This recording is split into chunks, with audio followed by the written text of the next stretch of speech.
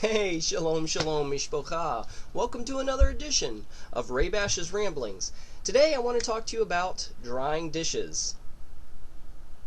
You're probably wondering, what in the world does drying dishes have to do with Nazarene Judaism?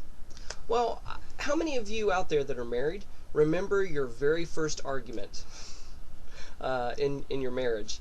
I remember it very clearly. It was after the honeymoon, after the in-laws had gone home, and we started settling down into a daily routine. My wife and I were standing at the kitchen sink, and we were doing dishes together. She was washing them, handing them to me, and I was rinsing them, and it was my job to dry them and put them away. And she noticed I just started, after rinsing them, I just put them on the drying rack, and they just started piling up, and she was looking at me, and she says, "You better grab a towel and start drying those dishes." I said, I don't think so.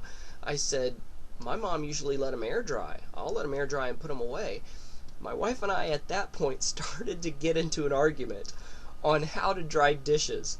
See, in my wife's culture, the way she was brought up, it was a sign of laziness to leave your dishes in the drying rack and to let them dry. So when you did your dishes, you rinsed them and you dried them immediately and put them away in their respective cupboards.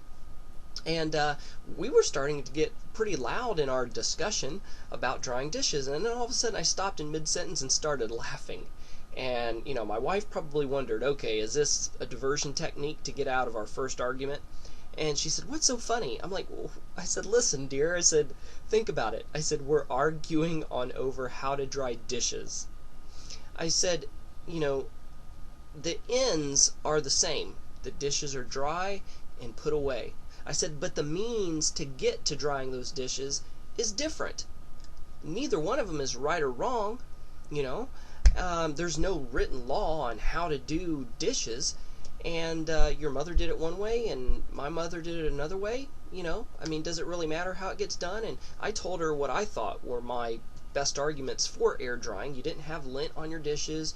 You didn't have to use multiple towels because your dish towel got all sopping wet. Not only that, but you didn't get the bacteria, possible bacteria from the dish towel onto the dishes, etc., etc.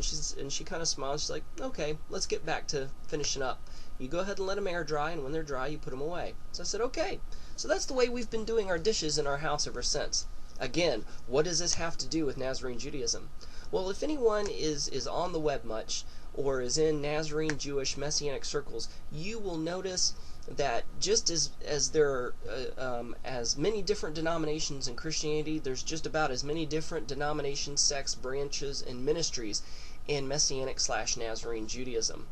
Okay, so how come we can't all get together and be unified? Why can't we all just come under one umbrella and just, be Nazarene Jews?